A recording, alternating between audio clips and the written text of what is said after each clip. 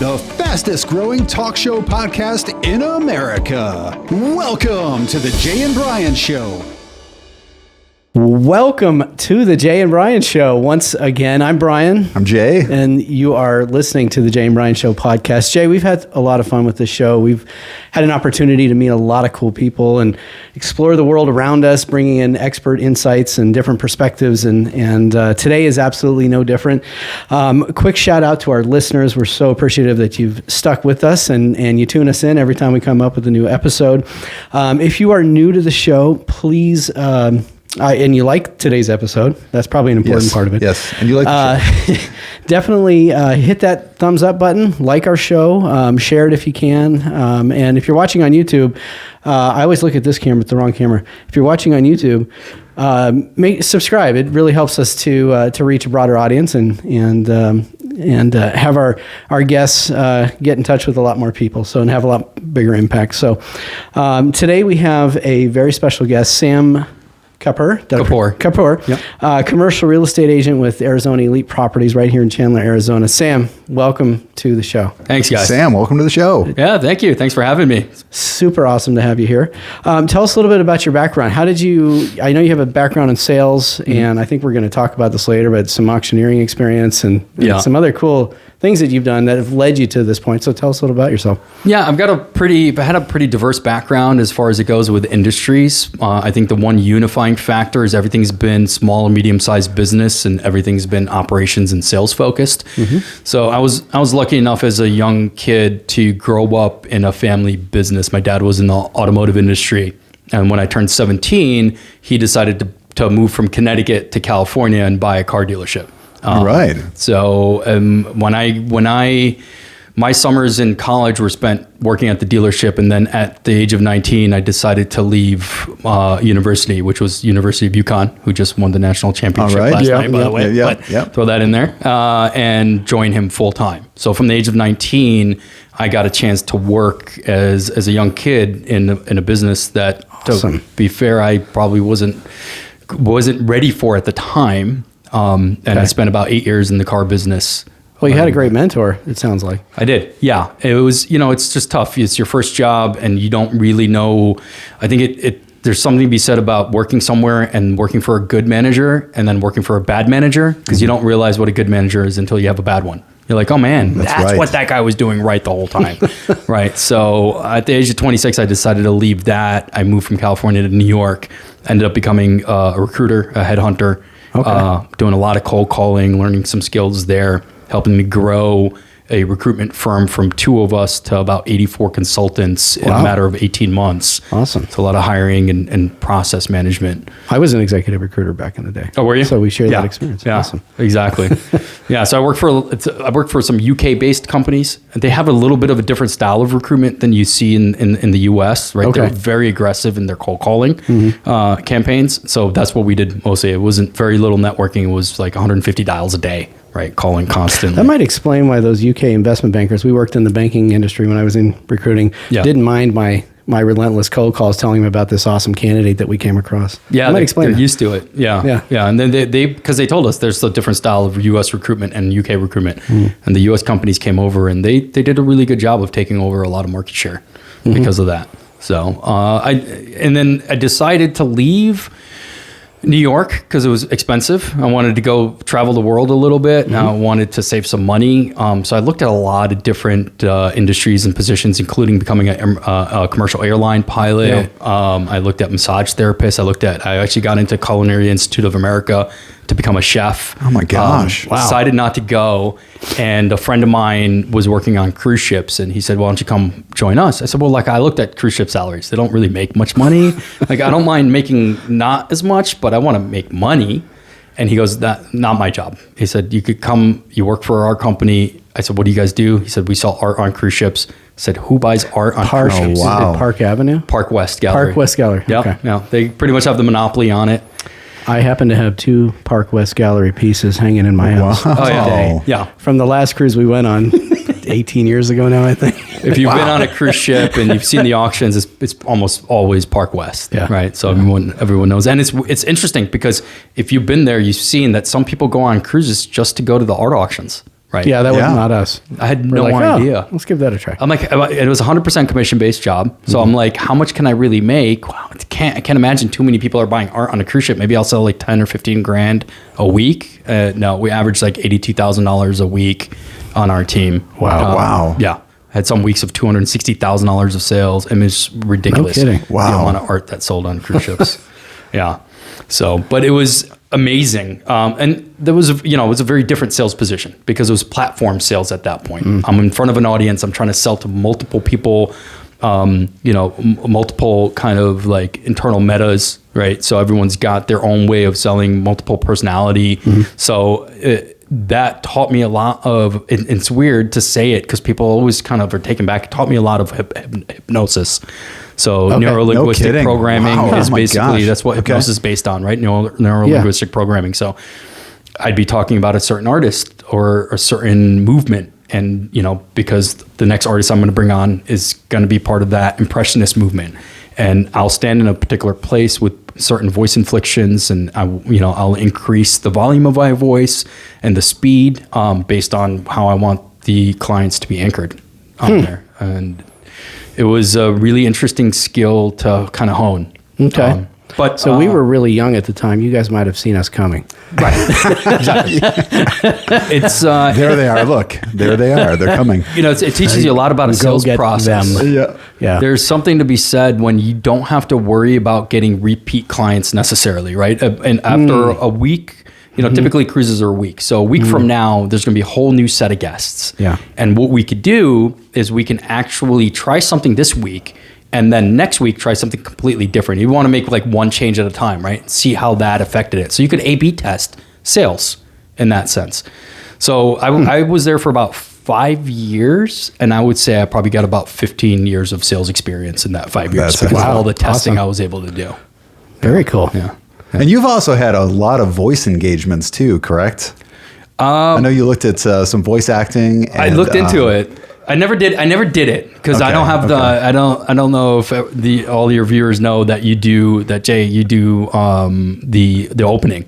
Yes, I do. I do. It is a really difficult skill. Like I encourage anybody to go record their voice and try and do what you did in your opening, right? And see what it sounds like because that was the hardest thing for me as well in platform sales was voice inflection. I'm like, man, I killed it that day in voice inflection. And I go watch the recording. I'm like, man, this is painful. Like I'm just very monotone. Really? Yeah. Okay. Interesting. And it's like, I feel like I was just really monotone. But you really didn't have it? No, because you know how it is. You got to really exaggerate it, right? You really do. And even it's almost like uncomfortably long or it's uncomfortably paused or it's uncomfortably something, but yeah, if you think you did it right, you did it wrong, right? It's like, oh my God, I think I paused too long. That's when you did it right. Yeah, exactly. Yeah, so that was the tough part. And then, COVID hit. It changed a lot for a lot of people, including me. I had to leave cruise ships because that industry really just didn't exist anymore.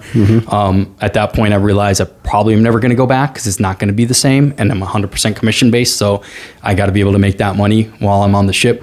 So I looked at a lot of different things. During the lockdown, I started creating websites. I created a Shopify website selling high-end massage chairs because I was so bored. I just needed to 12 hours a day, I can figure out how to create websites. And that's pretty much what it took, right? I was spending like 12 hours a day looking at videos and figuring out how to do this and that. And there's a lot of different things that go into it. And then eventually once everything opened back up again, I got solicited to do management consulting where I would go in, I was like a fractional leader of sales. So like an interim VP of sales for different SaaS companies. I would go and I would proceduralize their sales and operations environment. And then I would hire my replacement to replace me full time and be there. So, you got to look at a lot of different business models and a lot of what people do right and a lot of what people do wrong. That segued me into commercial real estate because one of the things that I really liked about consulting was I got to help businesses. And that's what attracted me to it. And I'm a big believer in that your motivation should be lined up with the people you're trying to help. And all honesty, in management consulting, your motivation was to get as many billing hours out of that client as you possibly could and get them to engage with you as long as possible, right? That was like directly against what I was like trying to do. counterintuitive. Yeah, exactly. Right. I'm trying to make them as efficient as possible so they spend the least amount of money as possible on me to gain the best value. But the reality of it is that's not what makes a successful management consulting firm. Right. And then the other issue typically was I'm working with small, medium-sized businesses, and the owner would ask me, so what do you think is the issue with this company? I would go and interview his employees and talk to all of them and figure out what's happening in the company. And almost all of the time it was, the issue is you. Your company is successful in spite of you, not because of you. Right? And it was because of the ego of the owners, the people that were at top. So trying to convince them that they were the issue was very, very difficult. And so were you ever able to get that turned around, like to actually convince them that they were the issue?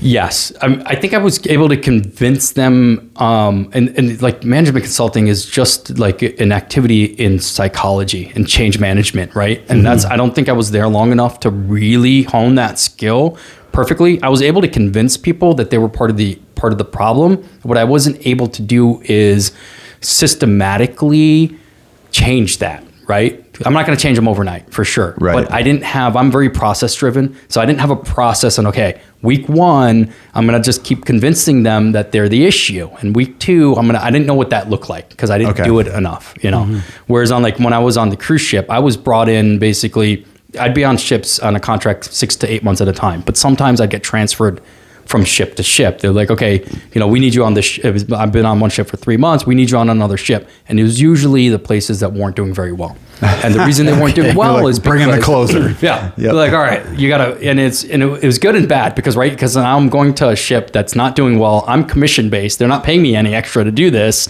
So now I gotta climb uphill again. Right. But it taught me twice the job. A lot. Yeah, exactly. And now I'm going to make less. I've just spent 3 months fixing this place, and now that it's fixed and I'm seeing the fruits of my labor, now it's time to move. I was like, oh man, give me a break. So I'd go there, and usually the issue was the ego of the previous auctioneer, and the team would be like, this is what they used to do. I said, why would they do it that way? I don't know. Well, what do you mean? Like, they just liked it like that. Did you guys interact with other departments? Did we do any cross promotions? No. Why? Because the other auctioneer thought that we were above the other departments. I'm like, well, we're no longer above anybody now. We're part of the other department. So I got to go 14 different times. I got to go to different ships and have a process where I turned, like, first time I tried it, I'm like, okay, those questions didn't work. I went there a little too aggressive. I didn't get the team behind me. So like now next time I go, I'm not going to make any changes for the first week. And I'm going to have a group meeting with everybody there. Just to introduce myself. And then I'm going to tell them I'm going to take them one-on-one and have one-on-one meetings with each one. And what questions do I ask during those one-on-one meetings? How do I set that up? And one of the things I realized, one of the first things I always said on that one-on-one is, I just want to let you know, I ask these questions every single time to every single person. I haven't observed anything right now that leads me to ask these questions to you. Because if I didn't do that, they automatically assumed, like, oh, so you've seen how bad it is already. I'm like, no, I haven't seen anything. I just got, just fact finding. I just flew 12 hours and got here. I haven't slept, and I haven't, trust me, I can barely keep my eyes open, let alone observe. Right. So I didn't get a chance to do that in management consulting, where I was going in, and I don't know if I wanted to, because I already knew that my motivations weren't lined up. Right. Okay. So my motivation is to get as much billing as possible. That is not the motivation of the owner is not to pay me as much as possible and keep me engaged as long as possible so they can spend more money with our company. Right. So I decided, okay, if the owners are the issue, maybe I'll go purchase businesses instead. All right. So I looked at franchising at first, and I'm like, I don't really want to pay the franchise fees. I read a book called Buy Then Build by Walker Diebel. Great book. And it basically talks about buying existing businesses and improving upon them, and then you can flip them or sell them, right? So I said, okay, I got that skill set. And usually when I was doing management consulting, most of the companies that I went to, they always had employees that knew what was going on, right? And they always had one person in the company that not only knew how to fix the company, but everyone would rally behind them, right? So there was already an operator in place. They just needed to be coached and mentored properly. And as a business owner, I think what you need to do is you need to remove obstacles, right? Not be the bottleneck. So if I could go into an operator that's profitable, but they're a bottleneck and they're an obstacle, and I remove that, and I remove the bottleneck, well, what can that company do then? Right. So do you have an example or two of businesses that you were able to Like, was there a build certain, up? like a specific kind of business that you were looking at, or was it? No, and I didn't actually end up purchasing anything. Okay. Yeah, just to let you know. And then that's kind of what, and the reason being, unfortunately, was because of commercial real estate agents. And let's get going on that. Tell us more. Yeah, so, you that know, sounds like a good segue into in order how to you find a became one. franchise, you know, if you're going to look at a franchise and stuff, one of the big things is you're going to have to find a good location for that particular franchise, right? A friend of mine was a VP of finance at a large wellness franchise. And so I started engaging with him on that kind of stuff. And then even a business, or if you want to move the business, you gotta talk to agents. And even if you're going to purchase a business and it's going to stay in the same location, you have to re-sign a lease, right? So it'd be good to have representation.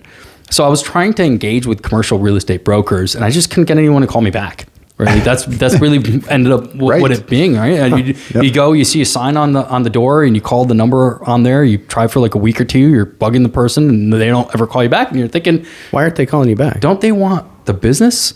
And I don't know. Like, and why do they have this sign on the door and a phone number? Right, exactly. Yeah, figured No that, one like, on the other end. They're like, oh my God, this is perfect understand. advertising. Like I'm thinking as well, already knowing that they're on commission and knowing a little bit about real estate, mostly residential, right? That there's a commission split if there's another broker involved. Well, if there's a sign and they're the broker that put the sign up, and I call the sign directly, they get double the commission. So wouldn't that be the Even first more person motivation. they call back that person first? It's like, okay, hierarchy of needs, call back brokers second, call back people that are directly calling my sign first, because I get double the commission on it, right? Yeah. I ended up having to network in my way in, talking to people who might know commercial brokers, to finally somebody who did know a broker, got their information, left them a few voicemails. 2 weeks later, I got a call from them, and they said, sorry, it's been so long. How can I help you? Oh, and at the time I was looking at laundromats. Okay. So that was one of the businesses, and I'd done a really good job of like networking into the local laundromat owner community, because the laundromat owners are very blue collar type workers. They work on their machines and stuff, and they're very tight knit in the sense that they don't want somebody else coming into the industry and buying their laundromat. You have to make friends with them before that even happens, right? So you go, you make friends, you learn about the business a little bit. And I was looking at, okay, I can get some investors together. I know the industry a little bit now. I know what's missing in the industry here. Maybe instead of buying an existing laundromat, I get property and I build one, right, from the ground up. And that was the path I was going down. Now, in order to do a pro forma business plan, you need to know how much you got to buy a building for, or how much you got to rent the building for, all that stuff. That's what I didn't know. So I had to engage with a commercial real estate broker. So the guy called me and I said, hey, look, why don't we do this? I'd love to come to your office, sit down. I'm thinking that's a good thing for him, because a lot of people probably call kicking tires, and if they're not willing to come into the office, they're not really that serious. Right. Let me show him I'm serious. I'll come into your office. We'll sit down. I'll tell you what I'm looking for, and we can go from there. He goes, I don't have time for that. You got 5 minutes. I'm like, oh, okay. All right. Well, I don't know if I can get all my questions answered in 5 minutes, because I have no idea what I'm doing. Right. And the conversation was over. That's kind of when I realized, I'm like, there is a really big gap for people, small and medium-sized business owners, that are looking to get like their first commercial space or even their second commercial space. And they're just not being taken seriously. Nobody's willing to hold their hand and tell them how it works, right? Because to be fair, that first person is probably going to get a small square footage space, and they're going to try and do it for like a 3-year, maybe a 5-year lease. And the way that the commercial brokers get paid is the total value of the initial lease without the options and stuff, right? So if you're doing a 3-year lease, 1,000 square foot or $1,000 a month, right? That's $36,000, right? In total value of that lease. That's what that broker is going to get commission off of. So to them, it's almost not even worth it for that. But what is that? If you can help that person get into their first space 3 years from now, if they do well, what if they're in a position to buy a building? What are they going to do then? Yeah, exactly. Who are they going to call? So it's building that foundation. And you know what? I forgot who it was. If it was Zig Ziglar or Tony Robbins that said, "Help enough people get what they want, and you'll get what you want." Right? And I'm a true believer in Zig that. Ziglar. That's Zig Ziglar. It's Zig Ziglar. Yeah. Okay. So I believe that, right? Because worst case scenario, you really feel good about yourself because you help somebody. right? Yeah. And Worst case scenario. Worst case scenario. Yeah. That's the worst case scenario.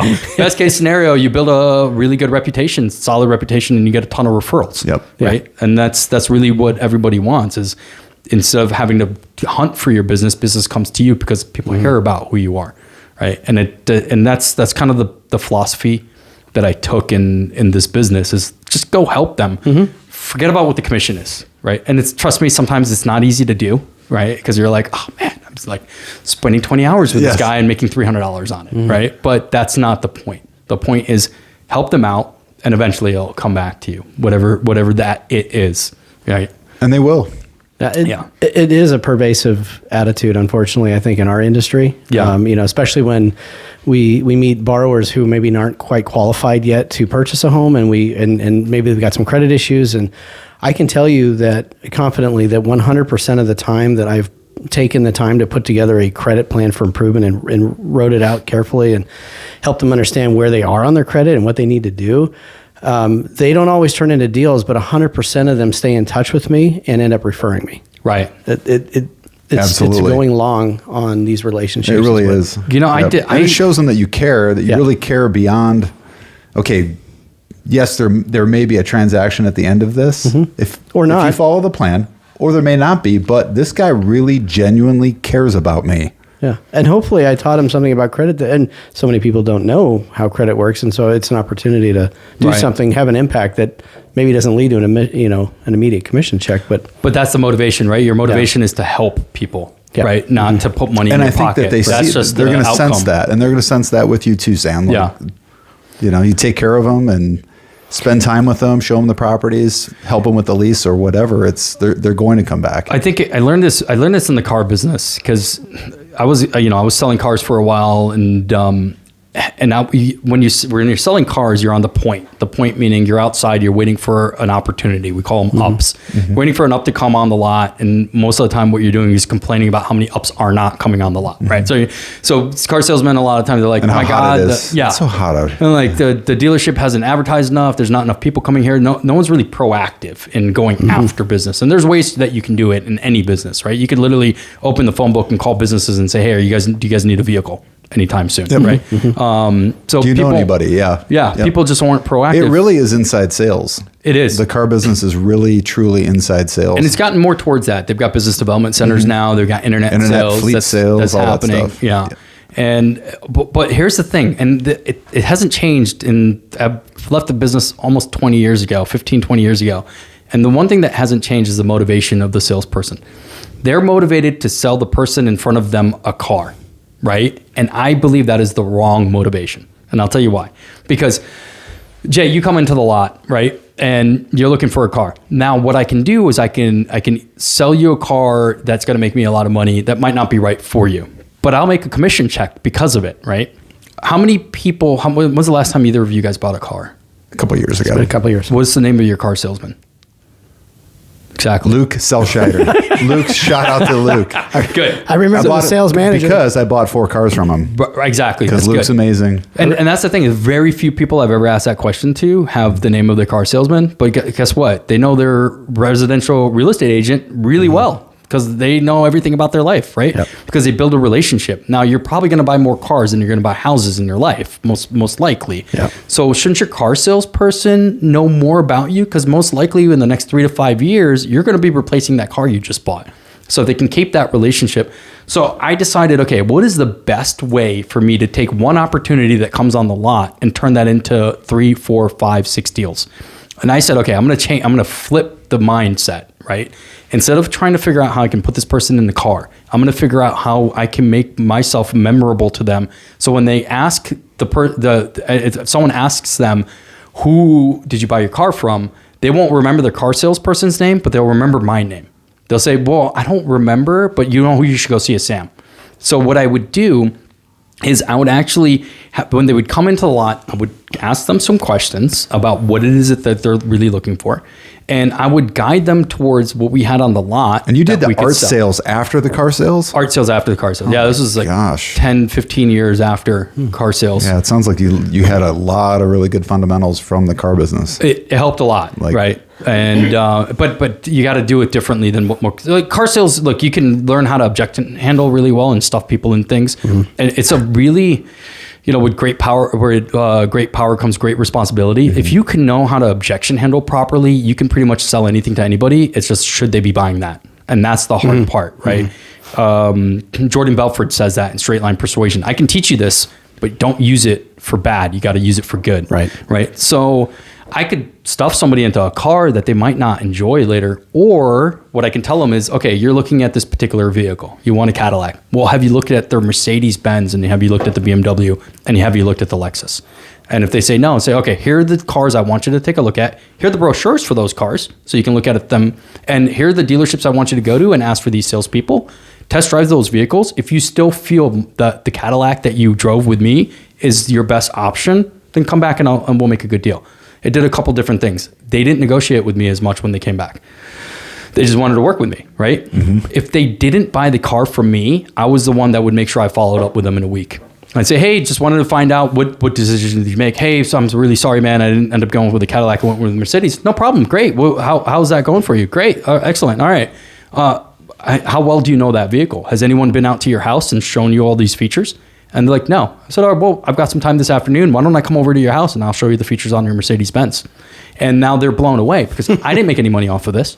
I didn't sell them the car. Their car salesman didn't call them to go to their house to show them the features on this car. So what happens when somebody says, I love your new Mercedes-Benz. Where'd you get it? I want to get one. Who should I go to? They'll say, well, go to Sam at the Cadillac dealership first. Why? Because he'll point you in the right direction.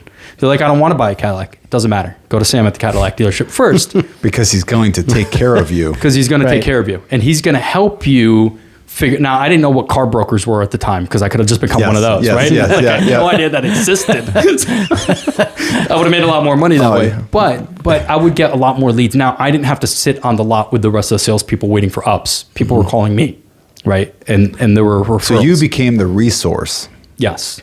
In your area, in Costa Mesa, California. In the car business. It was Sam the car guy. Right. That is awesome.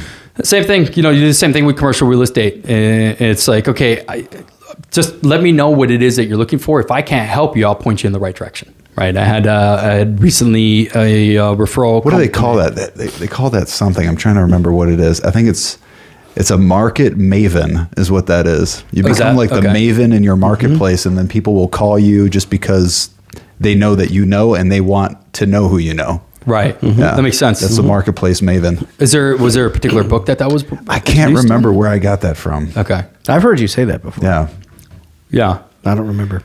And that makes sense, right? And that's why. If I think of it, I'll let you know. That's why social media and content do so well, right? Because what is it that people want when they're listening to a podcast, or they're going, besides entertainment, right? They're going on a TikTok video or YouTube, for example. They're looking for information. They want a subject matter expert that's going to give them that information. If you can be that subject matter expert to give them that information, and your motivation is to inform people, not to necessarily monetize it, the monetization is going to come. Yep. Right. That's the way I feel. Yeah. It's cool. Yeah. So it's been a good philosophy, and I'm very new to commercial real estate, and people told me, look, you don't expect anything. Your approach is very different though. Yeah. And you were telling us before we started taping that you actually take a tenant approach as a least tenant approach in terms of building up your portfolio and building up your database of people that will eventually become purchase prospects. And that seems a little different than how you found the industry when you got into it. Yeah, I know. Like, it's interesting to me because like when I was interviewing with brokers and stuff, and when I look at other agents or I even listen to podcasts and stuff on commercial real estate and how to become a good agent, everyone was talking about, the first year I did all this cold calling. I made $13,000 my first year. And like, you got to be able to sustain yourself with that. And I'm like, okay. So I'm like, let me go in with the mindset of I'm not going to make a dime for 18 months. Not because I thought I wouldn't, because when I have to make a decision on which way I'm going to go, the decision should be based on what's good 18 months from now, not what's going to make me $5,000 next month, right? Because then I can get that foundation set. So I'm hoping that I make a paycheck before that, because it'd be nice to live on some sort of money. So just getting started as a commercial agent, what were some of the things that you were looking for in a commercial broker? the biggest thing I was looking for was mentorship, right? And when I would use that term to a lot of brokers, they would say something like, yeah, great, I would love to mentor you. So, once you sign up with us on the brokerage, me and you will go out for lunch. I'll tell you how everything works. Your first 2-3 deals, I'll help you out with them. I'm like, well, I don't think an hour-long lunch is going to really teach me what I need to learn about commercial real estate.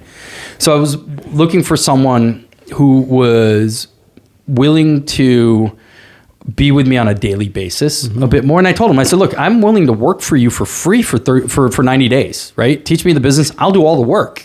You just got free labor, right? And that's kind of what ended up happening. Not that it ended up being free labor, but I went to a brokerage and the designated broker said, look, my office is right next to where you're going to be working. My door's always open. You can always hear my conversations. I usually have them on speakerphone so you can hear both sides. And what I'm going to do is I'm going to give you some of the deals that I just don't want to work and that are a bit tedious. And we're going to split them. You're going to do all of the work and I'm going to get 50% of the check, but you'll get to make the other 50%, but you'll learn a lot.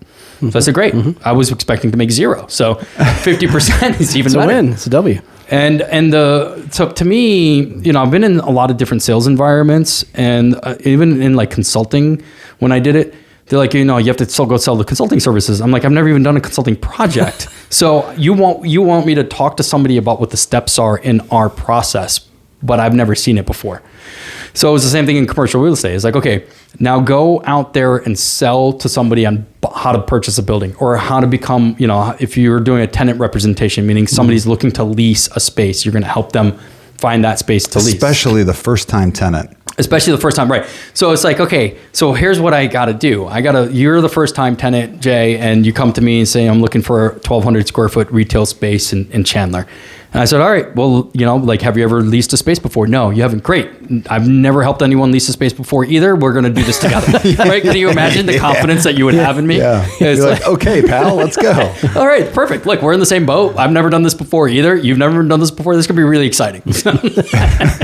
It's a little tougher of a sell than, look, I've done, 3 deals or 4 deals, or I specialize in tenant representations for small and medium-sized spaces in Chandler. I know the market really well, and I know exactly what we need to do to move forward. So being able to do those split deals after the first month, I had already had, I think 5 deals is what I was working on. Out of those 5 deals, 3 of them I already started touring, and one of them we already closed and went into what we call a proposal LOI stage and lease stage. Now I saw the whole thing from beginning to end. And now I'm like, okay, I can duplicate this. So when I go talk to a client and they're like, so what should I expect in how to lease a commercial space? I can tell them confidently the steps that it would take to get there because I've actually been through it, mind you, just once, but once is better than 0. Right? Yes. So it's not very different between all of them. So I think that was the biggest thing. And I was willing to wait. I was willing to look for the right broker for 6 months. And it happened to be, it took me maybe 2 weeks to find the right broker. And one thing I'll tell anybody that's looking to make any industry change or, get anything done in life, if you put it out there, right? And I'm fairly spiritual, but not that spiritual. Like I put it on the universe, you'll get it. No, I feel that, look, if it's top of mind to you when something presents itself, you'll think about it because you're thinking about that all the time. Yeah. So I was just at a friend's birthday party and there was a residential agent there. And I'm like, maybe I should ask him if he knows any commercial brokers. I'm like, nah, I wouldn't bother him. I went over anyway. I'm like, hey man, so this is what I'm looking to do. I want to get into commercial. This is what I'm looking for. I want to mentor. And he's like, well, I won't recommend anybody at my brokerage, but I do recommend this one guy that I used to work with back in the day. Right. Wow. And that's what kind of... And that's where you're at. That's where I'm at. That's who you're with. Yeah. Okay. Awesome. I had coffee with the designated broker, I think once or twice. And he's like, when do you want to start? Started and, never looked back. And I think definitely made the right decision. Congrats. Yeah. I think that's a huge, it's a huge roadblock, the barrier for people to switch any kind of career or change jobs or whatever, especially if you're going to go from, something major to, something else that's major, but you've never done it before. So is that barrier to entry? You don't know what you don't know, right? You need somebody to kind of tell you. Now, I'm a firm believer of like when you're going into, you're going to ask somebody for their time and you're going to ask them questions about their industry. make sure you do a little bit of research ahead of time. Don't ask them like very simple questions, like how does a commercial real estate agent get paid? Like, look, man, you could have researched that. You don't need my time to be able to find that out, right? It's good advice. So go in there with intelligent questions, and this is usually my goal. My goal is at the end of the conversation for them to say, I thought that you were going to come and ask me some really elementary questions about commercial real estate, but you look like you've done your homework, and I'm very impressed. If they say that, you've done the right job, right, beforehand, no matter what it is. You know, if it's a laundromat, don't just go up to a laundromat owner and say, hey, what does it take to run a laundromat? There's a podcast for everything. There's actually multiple podcasts for laundromats on how to own and operate a laundromat. Go listen to those things, right? Read books, read white papers. There's an association, the Clean Laundry Association. I got in touch with the president of the Clean Laundry Association and got 30 minutes of his time over the phone to be able to build that foundation. So when I went to a laundromat owner, I asked them the right questions, right? Like you're qualified. Yeah, exactly. You're qualified. Yeah, you kind of know something. But just be better than the other person that went to go ask them questions, right? You know, because the other person probably didn't do their homework. If you did your homework and it's all about prepreparation. Pleasantly surprise them, right? Pleasantly surprise them because they're thinking one thing, and sometimes I actually will kind of lead them down that path, making them think that this is going to be a really bad conversation for them, and then they're like, "Man, you came across it first. I thought you just wanted to know about the laundromat business and you didn't know anything, but you've done your homework and you know a lot more than most people do." I'm like, "Yeah, well, that's wanted to surprise you."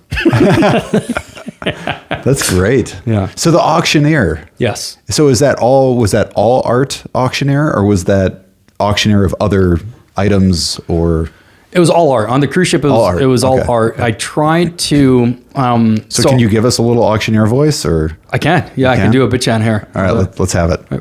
100 I'll bid now, 25 now, 59, 75, would have bid 75. 75 now, you would have bid, I'm at 75. Half 75 now, would have bid 100 now, would have bid 100. Wow. Nice. Yeah. And I'm fired up. I'm ready to buy some art now. It took me 2 years to own that. I thought it would be easy. Man, it was tough. It was so much tougher. That's really cool. 2 years of practice, I finally became an auctioneer. I got on the auction block and I'm like, wow, I really don't know what I'm doing still. So you just have to But you're there and you're doing it? 2 years of practice. I completely messed it up the first probably week or two of doing it. And then you just, that practice and with the nervousness, you have to have it with the nervousness. Then you finally get to a point where you can actually do it. Second nature, It's so cool. Type of thing. I did try to transition into becoming a benefit auctioneer, because that's really the biggest transition from the art, because art auctioning, that's big here. It is, yeah. And I did the Phoenix Children's Museum right before COVID hit. Cool. With I found a mentor again, right? I went on LinkedIn and I looked at benefit auctioneers. I was in New York at the time, so I'm like, let me look at people outside of New York, so they don't think I'm their competition. So I can be like, hey man, I'm going to be a benefit auctioneer in New York. Can you teach me how to do it? Found a guy in Scottsdale, Arizona. He happened to have moved to New York very recently. So his LinkedIn page wasn't even updated. So he was in New York. From Scottsdale. Wow. And he was willing to teach me. He said, look, I'm willing to teach you. And I went to the Phoenix Children's Museum. I was one of the point people for the auction in March of 2020. Like literally, I had to like fly back to Connecticut because my car was parked in a long-term parking lot, and they were just about to shut down for COVID. I'm like, I can't afford that payment for every day of my car sitting there. So let me fly back early. Did that, and there was like a Scottsdale Catholic Academy. We did that auction as well. So it was very similar to auctioning on a cruise ship, because auctioning on a cruise ship's entertainment first, purchasing second. Oh yeah. Benefit auctions are kind of the same thing. Oh yeah. Entertainment first. It's all entertainment. Yeah.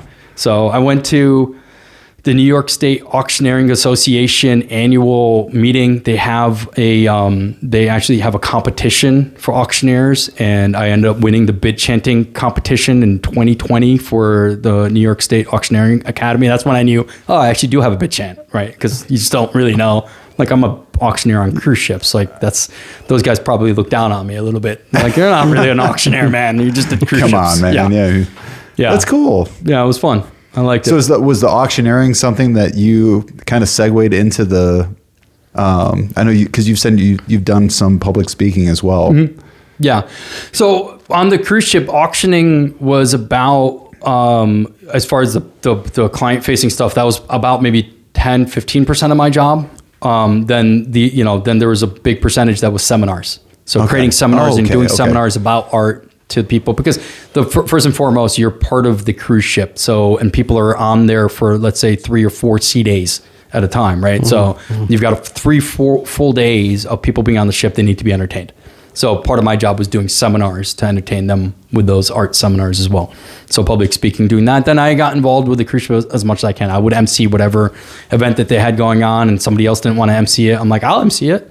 They're like, well, what are you going to get out of it? I'm like, exposure? I don't know. Or it's just fun. It's fun. I get to help people. So do you see, is there any way, do you think, to connect what you've learned, not only with the, sales and auctioneering and public speaking, is there any way to connect all of this with commercial real estate?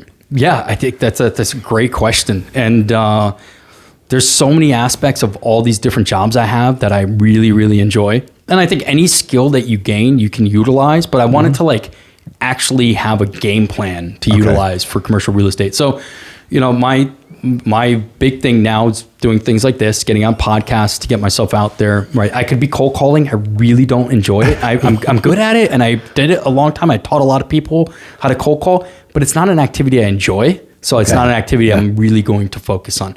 What I do enjoy is doing seminars and public speaking, even social media and creating that kind of content. I'm starting to learn that. So I'm just about to launch my website. I'm working with a company that's creating my website. They're going to do my social media. I'm going to create all the content. They're going to edit it and disseminate the content. I spoke with the Arizona Small Business Development Center, AZSBDC, which is a great resource for any small, medium-sized business. They're free. They're part of the Small Business Administration. So they're government funded.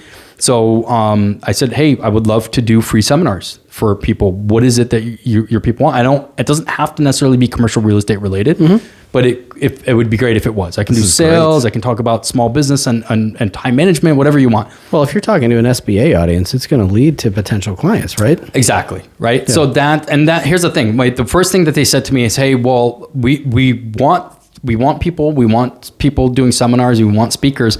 Just to let you know, you can't solicit business. I said, I'm not going there to solicit business. Yeah. They said, you can give your contact information, but you can't solicit business. Sure. I said, well, if I was going to go there and be like, hey, you should use me as a commercial real estate agent, I think that would be counterproductive anyways, right? That doesn't make any sense. Go show them you're a subject matter expert, and the people that you need to utilize, you will. And the people that need to contact, you will. And you're going to connect with certain people, and some you're not. Maybe the majority you won't, but you're still going to connect with some of those people. Yeah, and they might know somebody, and you know how it is with any kind of content. You want people to come to your platform first and foremost, and then enjoy your content, right? And then from there, then that's what this show is all about. Exactly, it really is. And you grow that organically, and it doesn't matter what happens after that, right? Because if you do it well, you know what, you're probably going to stumble into some success.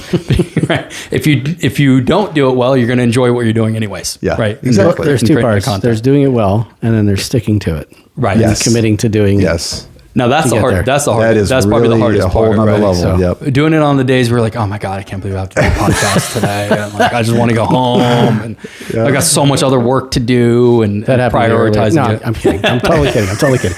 It's tough. Oh yeah. I mean, 3 times today, I'm like, man, it's such a slow day. I could go home early, but I got to go for a podcast. Honestly, Sam, it was like I got two loan files I should be in, but I get to talk to Sam. Right. Cool. Yeah. So I'm going to use that. Brian's kind of like a fly to the light with this kind of stuff. So it's really easy for him to be like, well, I've got, actually, there's a podcast that we need to be doing. So welcome back to the Jay Bryan Show. Back to the show. He's like, anything to stop doing work. Yeah. Never mind those loans, those revenue producing things. Forget that. Yeah. So that's part of it, right? So the social media aspect and creating that content, but doing the seminars. And because I really miss being on a microphone. That's one of the biggest things I miss about, I do miss traveling the world as well on a cruise ship, but number one is being on a microphone and holding an audience. You found that spot. You found this is like your thing. Yeah. It's pretty cool. Yeah. And I don't see a lot of commercial brokers doing it, right? They're not actually, really doing I was going to social mention media. that too. They don't do any of that. And so I know a couple other commercial brokers, and they actually kind of frown down on it. Yeah. No. Well, because they don't enjoy it. Like, look at this guy. What is he trying to accomplish with this? The same broker that doesn't want to give the time to, Mr. and Mrs. Small Business when they call exactly because they're looking for a space for their restaurant or their whatever, is not on social media probably. Probably not. But because you know what? They're trying to educate people. They're probably really busy and they don't have that time. Yeah. A lot of these guys have been in the industry for 20, 30 years before social media existed. Okay. They've got their routines in place. They know how to get... And they don't really need it. They don't need it. They've got referrals coming in. They don't need to build a book of business. All right, I'm new. I need to build a book of business. So what am I going to do? I'm going to utilize today's ways of getting business as opposed to 20 years ago of getting business. Even my designated broker all the time is like, are you going to start cold calling soon? I said, I don't think cold calling is what it used to be anymore, man. I don't think it's what you think it is anymore. I said, I could cold call. He's like, something else. He's like, this networking thing you do, you got to constantly do it to get business. I said, well, what do you have to do with cold calling? Do you just stop one day and all of a sudden your phone starts ringing the other way? Like you also have to constantly do that, right? So do the activity that you enjoy. Want to do. Yeah. And then the other aspects of the things I've done in the past is really operationalizing a business, and that's what we're doing together in this business, is making sure that everything that we have is written in processes to try to systemize procedures. Systemize it. And it doesn't have to be perfect, but it has to be written, because if it's written, then you can be like, oh wait, this needs to be changed, right? Yeah.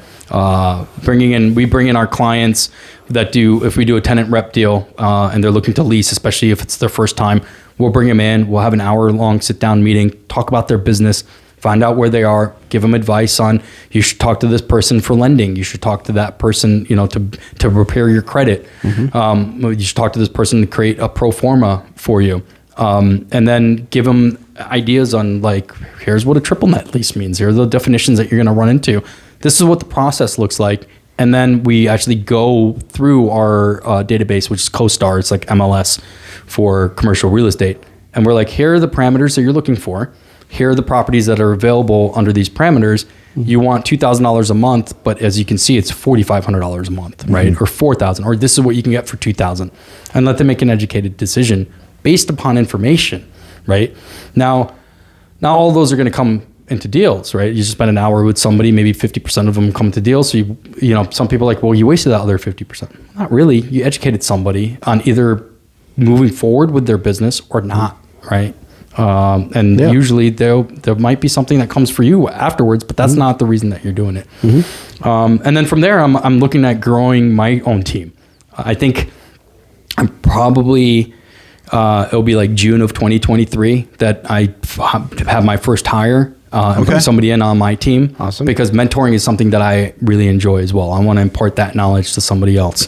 And that's one of the reasons when I came into commercial real estate, I tried to do as many different activities possible in generating leads, including cold calling, unfortunately, but including cold calling, just so I know what I can help guide somebody the right way to say, this is the experience I've had with this, and these are the challenges I had, and this is what I thought worked really well. Now you figure it out, and I can then mentor them. And instead of be like, oh, I have no idea what networking is. I don't know how to follow up with people or what the process to that is, right? It's like, okay, this is what I've learned. This is what I've seen is really good in associations to network. It's awesome that you're willing to share it, and you've already got that, foundation poured that you already know this is what I want to do with this. Yeah. That's pretty cool. Yeah, exactly. And that you're willing to share it.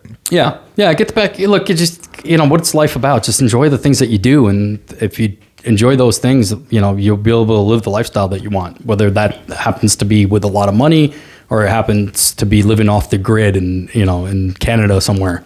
Like, it doesn't matter, right? Learn the skills to be able to build a log cabin, and you can do that, right? And that's what you enjoy. Or learn the skills on being able to cold call so you can be a great executive recruiter and make a ton of money, and then teach somebody else how to do it. And I enjoy the skills of teaching people. So, and there's lots of little nuances to the commercial real estate space, like email, call. Yeah.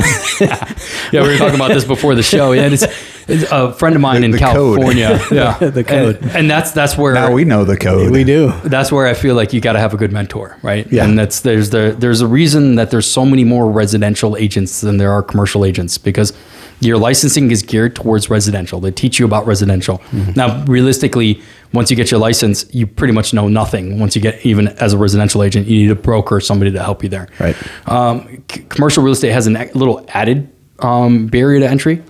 The licensing really doesn't teach you anything about commercial real estate whatsoever. So you need a mentor that's going to be able to teach you the little secret handshakes. Yeah. Yep. And a residential agent, friend of mine in California, her father owns some commercial properties, and then she also got a client that is looking for a commercial space. She's like, I found 20 great spaces for her, and I reached out to all the brokers, and no one called me back. I said, well, okay, let me ask you a question. Did you email them or did you call them? She goes, of course, I called them. I said, all right, they know you're a residential agent. She goes, what do you mean? I'm like, a commercial agent would never have called first. They would have emailed first. And that has already put you on residential side. And a lot of the commercial brokers just don't want to have to deal with a residential agent, unfortunately. Man. So the little thing I learned was, the way that you do it in commercial is first you send an email, and you send an email telling them what your client's looking for and what their use is going to be. Because that's the first question they're going to ask you anyway. So save them one email back and save yourself one email back. So tell them what your client is going to be using the space for, and tell them what you're looking for. And if they don't respond to that email within 3 days, it's nice that Gmail just kind of nudges you now, right? The person hasn't responded to your email. I'm like, great. And I literally just say, circling back on this. And almost like 80% of the people that didn't reply to me the first time, usually, I'm so sorry, or here's the information. And it's a path of least resistance, right? They know I'm just going to keep bugging them. So the quickest way to get rid of me is just by answering the email and giving me the information that I want, right? Whereas the quickest way for them to get rid of some other people is just never answer their emails, right? So it's email, call. Okay. Yeah. So if you want to be a commercial broker, that's a secret handshake. That's it right there. So do you have any other great advice for somebody, let's say, that's interested in getting into commercial real estate? Yeah. It's a really tight market, right? Your reputation is going to precede you. I've talked to residential agents, and they're like, I've been doing this for 20 years, and I've only done this a transaction with the same person like twice. On the commercial side, they're like, dude, I've done transactions with the same people over and over again. I've been in this only for 6 months, and I am constantly in contact with the same people over and over again. Now, if I went back to them and said, hey man, you never answered my last email, like I've been trying to call you, and I'm probably not going to get too far with them, right? Yep. Okay. So be polite. Your reputation is going to go a long way. You have to understand that a lot of these people have been in the business for a very long time. They have tons of people that are trying to break into the business constantly. They know that most of them they're never going to hear from again, right? Make sure that they realize that you're the person that they're going to hear from again. The other thing too, a lot of people tell me, look, it's going to take you years before you start making money, because a commercial transaction takes a long time, right? You're going to buy a building, you got to do the due diligence. There's so much that goes into it. The only thing and it didn't really make sense to me when I was going into it, I'm like, well, there's a whole other side of the business that doesn't seem like it should take that long. And that's tenant representations.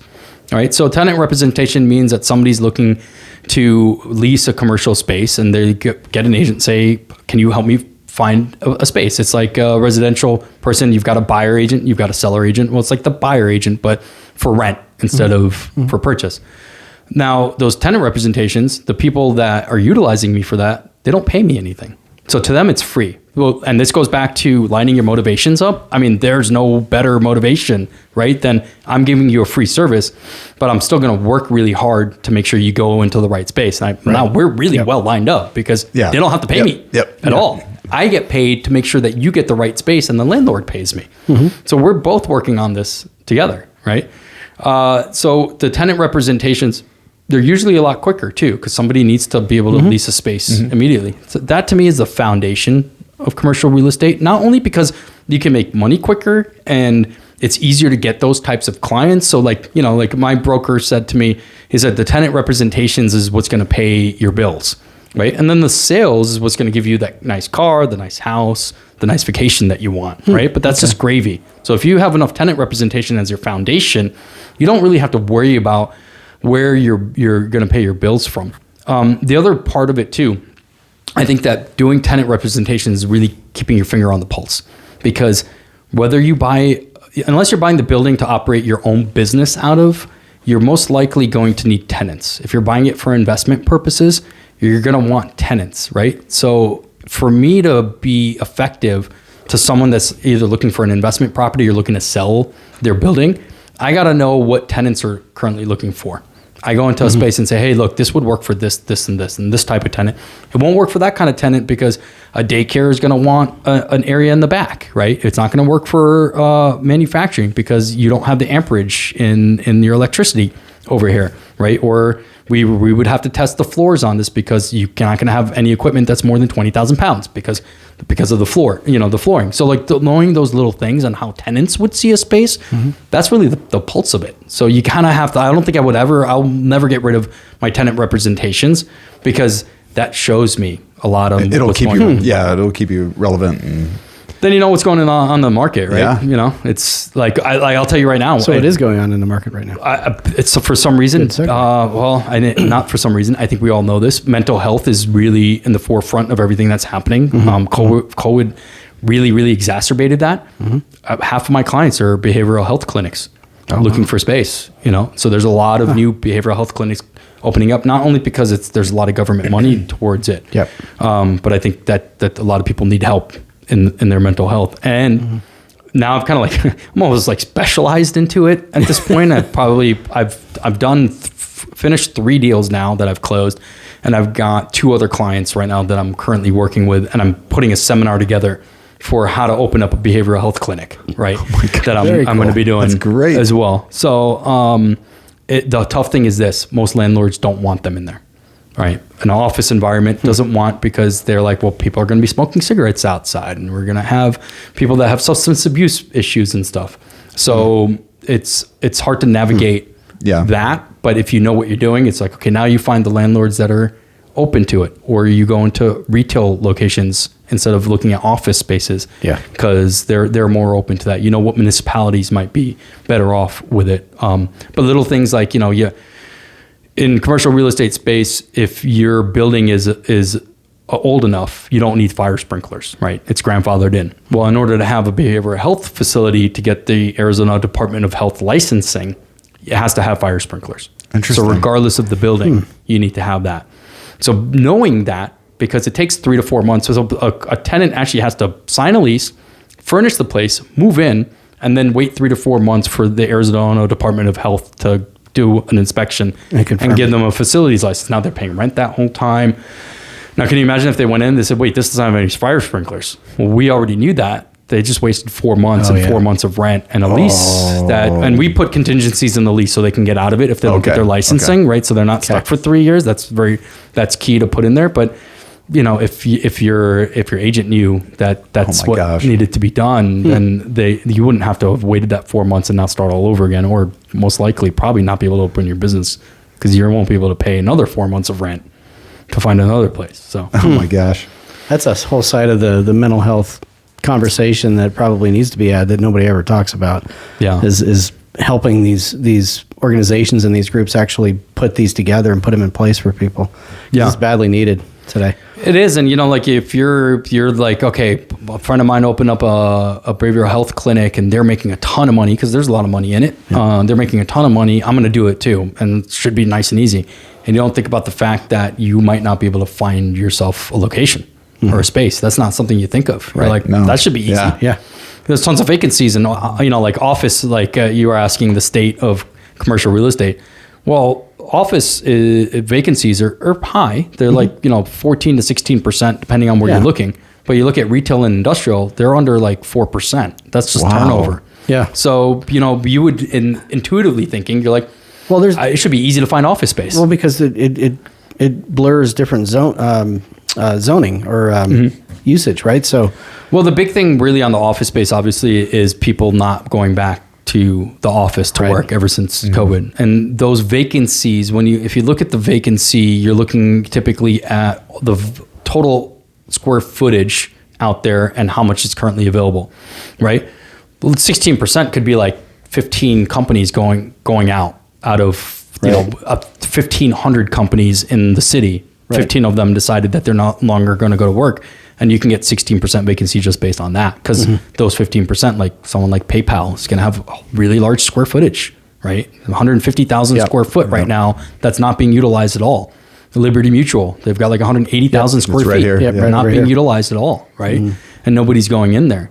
And what people need to realize is you would think that if it's vacant, the landlord's like, man, I really want to fill that space. No, they don't. They've got Liberty Mutual on the hook for however long their lease is. It's leased until 2028, I think. Yeah, it was crazy. I think, is it 28? There was another one that was maybe it was State Farm that had 2 years left on their lease. Yeah. And I'd done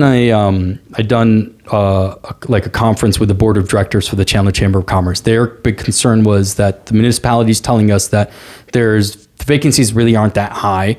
But when we look into it, the sublease vacancy is really high, right? So they're like, oh no, look, all of these buildings, they're all taken. But it's like, okay, yeah, but there's over 500,000 square feet of businesses looking to sublease. Now, someone like that's got 180,000 square feet, there's really not a lot of businesses that need that. And then on top of it, you say that there's only 2 years left on the lease. Who's going to go into a space for 2 years unless the landlord's willing to renegotiate that lease for 10, 15, or 20 years? You're not going to be able to fill that space. That's going to be vacant for 2 years.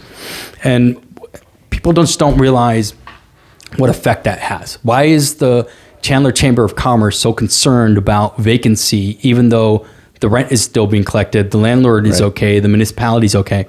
Well, because there's a lot of people no longer going to work that are going to buy lunch, buy gas, go to local small, medium-sized businesses and solicit them. They're not going to go to the dance class nearby, right? So all those things then affect the local businesses, and small and medium-sized businesses are the backbone of America. That's what runs this economy. So we need to service them. So where do we think we're going from here in terms of like these big boxes that are kind of ghost ships right now and that are paying their lease, but they're ghost ships? And I mean, let's talk about locally. Let's just bring it local.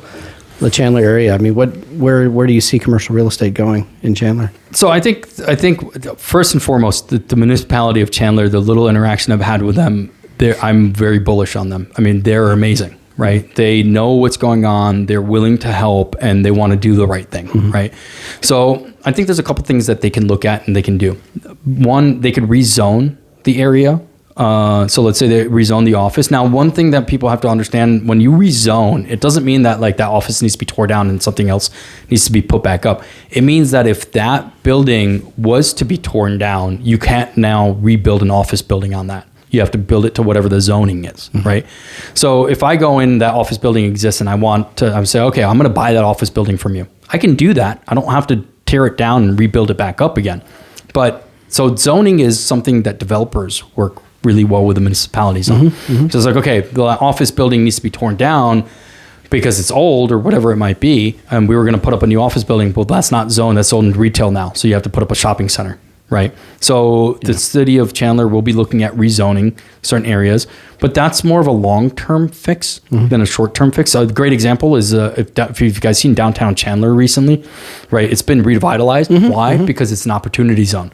That means developers get a tax credit for building there. Okay. Right. So you create opportunity zones like that. So then developers look at a project, they're looking at numbers, right? Well, how much are they going to buy it for? How much are they going to sell it for? So it's not really an organic revitalization. No, it's planned. It's engineered. Okay. It's engineered. It's planned, right? And the municipalities have to work very closely with developers to make sure it's being done the right way. And downtown Chandler is a great example. The developers did an amazing job, and they created opportunity zone, which means they're getting tax credits back, which means for developers, it makes sense for them to build there because now the valuation of that project, their return on investment's a lot better, and whatever they might look at, IRR or NPV, any of those things, any of the metrics, it helps the metrics. So municipalities are able to utilize tax credits and zoning in order to change the layout of a city. Gotcha. The other thing that they could do is they could repurpose those office buildings, right? They could rezone it, make it residential, and they could say, okay, now we're going to create these office buildings into residential. I've never been in a project like that before, but from what I understand, it's really difficult. It's extremely hard to do, is to repurpose an office building and make it into residential. The only experience I have with that is when I lived in New York City. One of the apartments I lived in was in the financial district, and it's a building called 20 Exchange Place. It used to be, back in the day when it was built in like the 50s, the first Citicorp building. So it was an office building. Wow. And they after 9/11, they rezoned it and they created it into housing. I moved in there in 2013. I was the first person to live in that apartment. So from 2001 to 2013, it took them 12 years to be able to convert that building into residential. That's a long time. My gosh. Yeah. Right. In New York. In New York. Yeah. Things do move a little slower sometimes there, especially when it came to 9/11. So here it'd be like 18 months. Right. Yeah. Maybe. Exactly. Apartments, Liberty Mutual. Yeah, they can also look at maybe doing like co-working. You see a lot more co-working spaces happening, right? There's incubators and stuff. There's areas of the country that just are like, I've been to San Francisco and Oakland recently. It seems like that a lot of businesses are starting to move out of there. San Diego is probably going to take a lot of that as far as, the Silicon Valley type businesses are concerned. But who's to say that Chandler couldn't take some of that too? Yeah. We've done a great job with semiconductor. Yeah. So I had another question in my head, but it just flew right out of my head. I apologize. The Chandler Mall. I'm curious what your thoughts are and where that might be going. It's interesting because they've continued to build up all around it, and there's Charles Schwab and like new restaurants and all these things, but the mall is definitely Scheels, Brian. Scheels came in and just took down the Nordstrom wing of the mall, and they're building this monstrosity, 2-story or 3-story monstrosity on the one end. What? So it'll be one of the 4 anchors on the end of the Chandler Mall. It's coming, and it's like a kind of like a Bass Pro Shop, if I can say that, but it's got a Ferris wheel on the inside. It's going to have mini bowling on the inside, an arcade, candy store. So it's going to be like a Dick's and a Bass Pro Shop in one. So my question is there a future for a traditional mall like that? And I guess maybe so I think they're going to start to bring these, and you can correct me if I'm wrong, but I think they're really going to start focusing on bringing new entertainment type destinations to these big box huge type anchor malls. Yeah. But they literally tore the 2-story Nordstrom off the Chandler Mall, and Scheels is building their own new store. I went over there for the first time in years because I ordered something from Eddie Bauer, and I decided I'll go pick it up. They're still around? They're still there. And, wow. And I'm telling you, it was like a ghost ship. Like there's just very, very, very few people there. Definitely still quite a few stores open, but not, there just wasn't life, right? It was weird. I mean, I feel like even before COVID, malls was kind of a dying business plan, right? Yeah. You weren't seeing kids, because with all the online shopping and playing video games online and stuff, like we used to go to the mall just to hang out. Yeah, we would just go to hang out or go play at the arcade at the mall. Until the security guard came around and said, sorry, you have to be less than 4 people. And the movies, right? You need to leave. Go to the movies. Yeah. So I think all of that stuff, needs to be repurposed. And that's a great way to do it, because the hardest part is figuring out who needs that big of a square footage, right? Entertainment areas, they need that. I was surprised actually to see that the Scheels was going into the Chandler Mall. I was surprised to see that because of just what you said. Like the lifespan of a mall. But that's a giant space. I mean, and a great location, honestly. Regional malls, I think their lifespan is like 30 years. That's what they plan for. And you got to figure the Chandler Mall is already at 20. 20-some. So it's gone to his lifespan. But I think lifespan is really just comes down to who invested in building that building. They're looking at it like, okay, if we can go past 20 years and 30 years, we get our valuation, our money back. But it has to be going at this level, right? And you look at even locally, like the Fiesta Mall was probably, it hit that number maybe almost to the day. I don't know, but if it opened in the mid 90s or whenever it opened, and then it just closed down recently, it pretty much hit that 30-year lifespan, and that was it. Yeah, and that's the thing, right? If it hit the 30-year lifespan, then it's okay because everyone made their money. They can knock down the building and start all over again and do something. Yeah. If it's, I'm from Connecticut, and right before COVID hit, Norwalk built a brand new mall right on the freeway. Like an indoor mall that opened about a month before COVID hit. I can't imagine that they're doing very well right now. But so now what are they going to do with that? Because there's a bunch of investors that are breathing down in the neck saying, hey, we need to get our money. So there's got to be a repurpose. And that's a great way to do it, right? There's what needs large spaces? Well, an indoor go-kart track, or you've got the trampoline park. We're getting a new Andretti right across the street from us here. Are you? Yeah. I'm very excited about I heard, that's so I actually did read an article that indoor go-kart tracks are getting really, really big. And they you're will be see here, a lot more. Yeah, because it's hard to find good ones. They're not Arizona, so we're gonna have 2 of them. So we're gonna have one here, right across the street. What do you want to do in Arizona in the summertime when it's really, really hot? Is you want to stay inside. That's right. But I mean, even things like laser tag or indoor paintball, right? They need big footprints. Another thing that's coming back: roller skating rinks.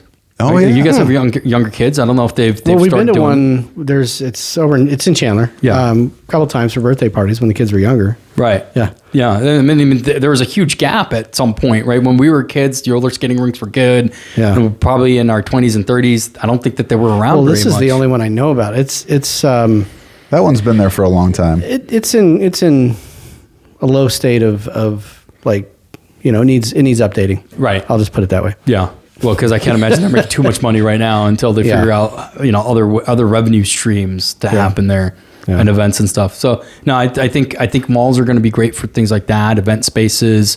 I would love to see like indoor skate ramp. That would be cool. That'd be cool. Have you been to the Van Skate Park, the one in Orange, California? That was really cool. Yeah, in really, Orange, really cool. and so Costa Mesa built one in after I left over there too, and you see a lot of you see a lot of that, and those are free, right? Those are incredible. Vans built it just for the public. And it's amazing. It's really, really cool. I wish I had that when we were kids. I used to skateboard. I got kicked out of everywhere. And I would have just asked them, say, look, I'm a good kid. I have good grades.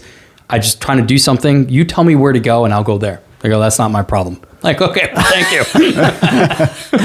Yeah. So it'd be nice to have things like that. And I think it's important, right? You want to dictate what the society and the culture is going to be like. Yeah. Utilize really big spaces that aren't being used right now for cultural centers and whatever it might be. Maybe they can turn part of that the mall into like artistic graffiti walls where people go in and they there's a place in Costa Mesa, California. I can't remember the developer's name. He was on the board of directors of the Chamber of Commerce with me when I was much younger, and he created this thing called the Lab. It was called the Anti Mall. So I don't know if you know, South Coast Plaza is one of the largest malls in the country.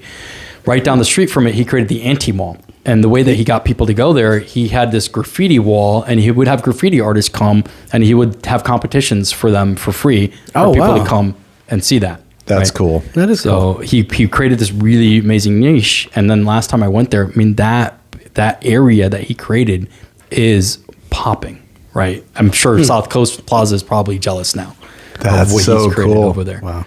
So just find a way to dictate the behavior that you want from people. And repurposing a mall is a great way to do that. What could we do? Turn it, maybe there could be a really nice planetarium that goes in there. Yeah. Those need big footprints. Great ideas. I like it. If you're listening, owners and developers of the Chandler Mall, well, obviously you have a good idea because you're bringing in an awesome new store and experience. So that's pretty awesome. It should breathe a little bit of life into that place, but yeah, we're hopeful. Yeah. Well, Sam, totally enjoying this conversation with you. I wish we could keep it going. We at some point need to let you go home and let our listeners go home. And right, you still got those 2 mortgages to work on. That's right. Those 2 customers I got to get back to. We really do appreciate you taking time out of your busy schedule to come be with us and teach us. We have a lot of new things like email, call about the commercial space and the challenges that commercial real estate agents face when they're getting into the business, and maybe one of the biggest challenges of all, finding a good mentor. Because if a commercial real estate agent's really, really busy, they might not want to be a mentor. And so it sounds like you really were fortunate and found a great one over at Arizona Elite. How can our listeners get a hold of you for your commercial real estate services? I think the best way that'll always be there, because my cell phone number might change, right? The best way is to get in touch with me via LinkedIn. Hit me up there. It's Sam Kapur, Kapur at LinkedIn. You can email me at sam.kapur@azelitecre.com. Okay. But if you just Google me, you'll probably be able to find me. Hopefully, in the next month with all my social media and stuff, it'll be a lot easier to find me anyways. Yet? It's in the works. Awesome. Yeah. And we'll have all the links. We'll have all the links in the description. It'll all be in the description for sure. Being an executive recruiter, LinkedIn is the social media platform I use the most for business. Now I'm trying to make sure I utilize all of them. It's funny you should say that, because I've got probably 3,000 contacts in there from my executive recruiting days. Most of it was in New York, but I still really haven't tried in any way to tap into that for the mortgage business. So LinkedIn's a good one. Yeah, absolutely. Again, big thank you to our listeners. We really appreciate you guys tuning in. Your support helps us keep the show going and helps us reach a lot more people. Definitely hit that like button if you enjoyed the episode. Subscribe. Hit the bell if you're on YouTube. Hit that bell and you'll know when the next episode is uploaded. And we'll catch everybody again on the next episode. Thanks again, Sam. Thanks again, guys. Sam. Yep. Been a pleasure.